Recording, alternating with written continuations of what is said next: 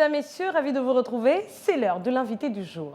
Organisée traditionnellement le 29 octobre, la journée mondiale de l'AVC voit sa campagne 2024 être axée cette année encore sur la prévention de l'accident vasculaire cérébral.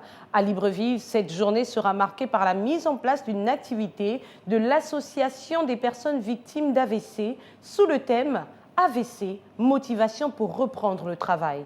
Pour en parler, nous recevons Karl Rondi Samonjo Ngele, le président de l'Association des personnes victimes d'AVC, qui est accompagné sur ce plateau de Oumi Ariel Babangui Nyong, qui, elle, est la responsable de la communication de la dite association. Bienvenue sur ce plateau de l'invité du jour. Merci. Merci. D'entrée de jeu, parlons du thème AVC, motivation pour reprendre le travail. Que doit-on comprendre? On va commencer avec Madame Ariel, dites-nous. Merci.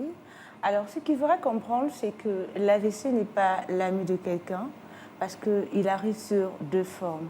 Soit vous avez quelque chose, soit vous n'avez rien et il vous attaque. Donc, nous avons deux types d'AVC, notamment ischémique et hémorragie. Et ensuite, ceci va non seulement vous conduire soit à une réaction médicale rapide ou alors vous passez à la mort. Et pourquoi mettre l'accent justement sur le travail, sur motivation pour reprendre le travail? Parce qu'il est très important de pouvoir surpasser cette étape. Quand vous n'avez pas des gens autour de vous qui vous donnent la force et la motivation de pouvoir reprendre votre activité, c'est très compliqué. Parce que quand on sort de l'AVC, je vous assure que non seulement si vous êtes paralysé et que vous avez l'habitude d'être sur vos deux pieds, si vous n'avez pas des personnes autour de vous qui vont vous permettre de pouvoir redémarrer, de pouvoir rebondir, c'est compliqué. Donc vous êtes en train de nous dire qu'après un AVC, on a du mal à reprendre les activités normalement?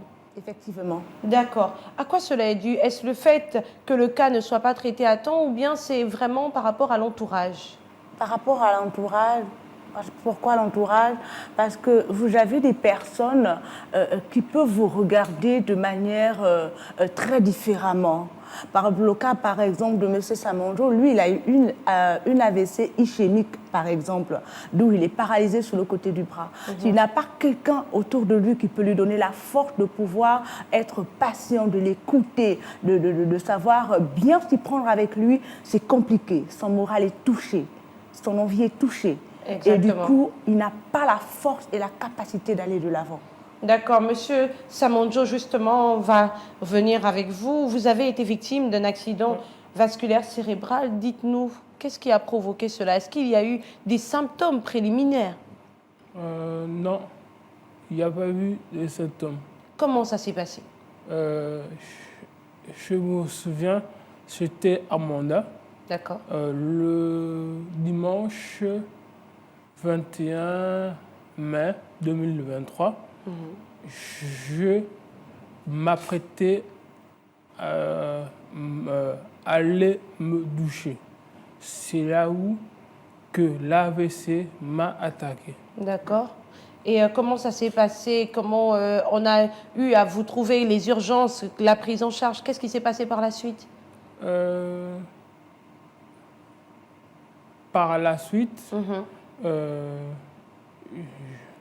je vous avoue, j'ai été bien traité par mes médecins.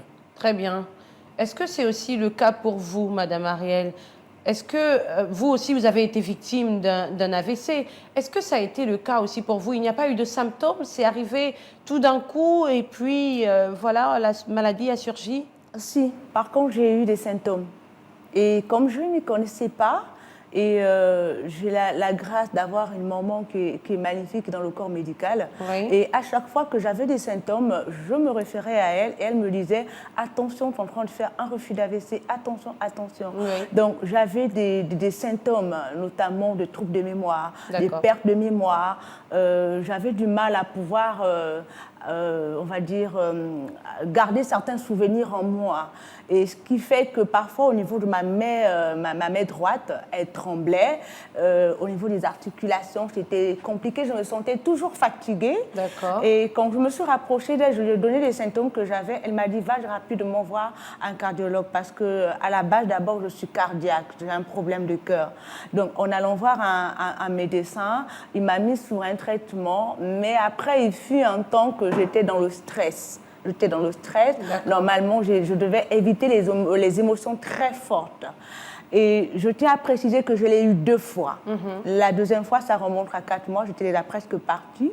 Et Dieu merci que j'ai eu un médecin, c'était une Marocaine, qui a su détecter rapidement que c'était une AVC que j'étais en train de faire, un AVC hémorragie, parce que ça m'avait laissé des séquelles au niveau du cerveau. J'avais des caillots de sang au niveau du cerveau. Et on a dû me mettre sur un anticoagulant. Ça n'a pas été facile. Alors, on va revenir sur votre association, dont vous êtes le président d'ailleurs. Alors, dites-nous, parlez-nous de cette association, comment est-elle née, mais aussi combien de membres à ce jour? Je vous fais une petite confidence. Dites-moi. Vous connaissez le gars, l'homme qu'on appelle Nick? Il n'a pas de bras ni de jambes. Oui. C'est un évangéliste. Exactement. C'est lui qui m'a motivé à créer une association. D'accord. Et là, vous avez combien de membres aujourd'hui dans cette association? Pour le moment, nous sommes à 2, elle et moi. D'accord. Et on va parler de la conférence. Oui. Alors, cette conférence qui est prévue pour ce 29 octobre, qu'est-ce qui sera présenté concrètement? Qu'est-ce qui va être fait? Dites-nous, Monsieur Samonjo.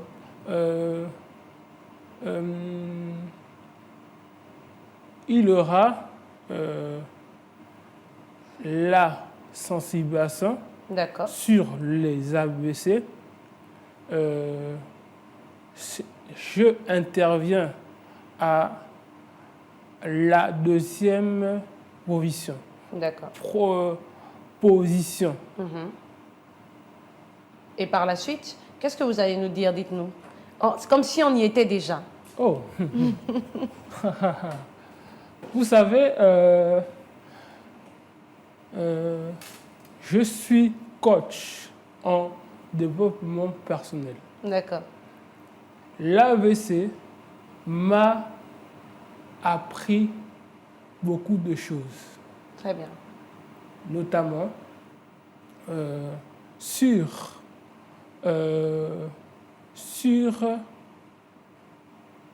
les leçons d'humilité et de pardon. Avant ça, j'avais un problème. Vous avez du mal à pardonner. Non. Je ne connaissais pas que j'avais ce problème. Oui. Je suis chrétien. Mais alors, dites-nous, Madame Ariel, il va intervenir à la seconde partie, mais vous allez intervenir certainement à la première partie. Alors dites-nous, qu'est-ce que vous direz pour ce jour? Déjà, il faudrait savoir que notre mission, c'est de motiver et de sensibiliser des personnes atteintes de l'AVC et qui ne sont pas aussi atteintes de l'AVC, afin qu'ils prennent des précautions pour ne pas y tomber là-dessus. Parce que souvent, un corps qui est en bonne santé, parfois s'ignore. Comme vous l'a dit tout à l'heure, M. Samonjo, il a eu l'AVC sans rien avoir. Moi, j'ai eu l'AVC à cause de quelque chose. Oui. Donc, c'est emmener les gens à ce qu'ils changent leur mode de vie, leur façon de fonctionner dans la vie, parce que ça ne provient pas et ça n'avertit pas. Juste pour une petite parenthèse, on a par exemple le journal Émeraude qui a perdu sa maman suite à un AVC par exemple. Donc c'est pour dire que l'AVC ne prévient pas quelqu'un. L'AVC n'est pas pour quelqu'un, ni un enfant ni un adulte. Donc c'est de donner la possibilité à ces personnes-là de non seulement lutter contre ça, mais aussi de faire très attention dans la vie actuelle. D'accord. Au Gabon, est-ce qu'il y a des difficultés particulières que les victimes des AVC rencontrent? Bien sûr, Dites-nous. ils ont du mal à pouvoir regagner le mode de vie. Oui. Ils ont du mal à reprendre leur travail. Ils ont du mal à être accompagnés aussi? Ils ont du mal aussi à être accompagnés. D'accord. Alors, ça veut dire que vous connaissez des personnes qui ont perdu leur travail suite à un AVC? Effectivement. D'accord. Et comment ces personnes le vivent? Bah, ils le vivent de manière très difficile, hein, très difficile. Très bien. Nous sommes au terme de cette émission. Alors, Monsieur Samonjo, un dernier mot peut-être à l'endroit du 29 octobre, pourquoi pas?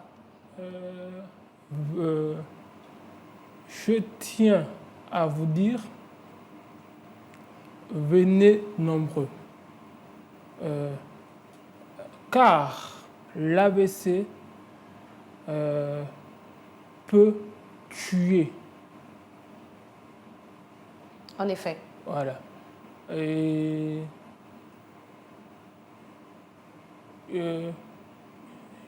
chez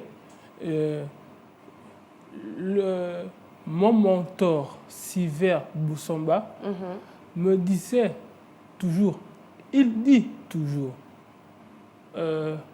l'intelligence sans l'amour n'est rien. Très bien.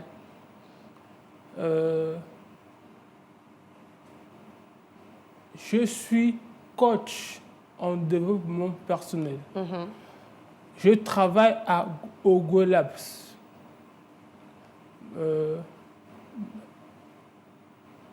Venez nombreux. Très bien. Et aujourd'hui, surtout que vous prenez plus d'amour qu'avant. Voilà. Alors, Madame Ariel, rapidement, mais vraiment très rapidement, un dernier mot. Alors, je dirais simplement à tout le monde de venir massivement à cette journée qui sera marquée par la lutte contre les AVC. Pour cela, nous avons un numéro pour toutes les personnes qui voudront bien sûr s'inscrire. Nous répondons au 066 41 76 64. Une fois arrivé à l'ancien Sobraga, il suffit d'appeler ce numéro et vous serez orienté. Merci. Et c'est sur cette invitation que se referme ce numéro de l'invité du jour. Vous l'avez entendu, ce 29 octobre à Libreville est marqué par la journée de lutte contre les accidents vasculaires cérébraux. Il s'agit d'une conférence de l'association des personnes victimes d'AVC sous le thème AVC, motivation pour reprendre le travail. Nous recevions à cette occasion Karl Rondi Samonjo Ngele, le président de l'association des personnes victimes d'AVC, qui était en compagnie de Oumi Ariel Babongui Nyong, qui, je le rappelle, est la responsable de la communication de la dite association. Nous, on se dit à très vite sur ce même plateau. Merci à tous pour votre fidélité et bonne suite de programme sur Gabon 24.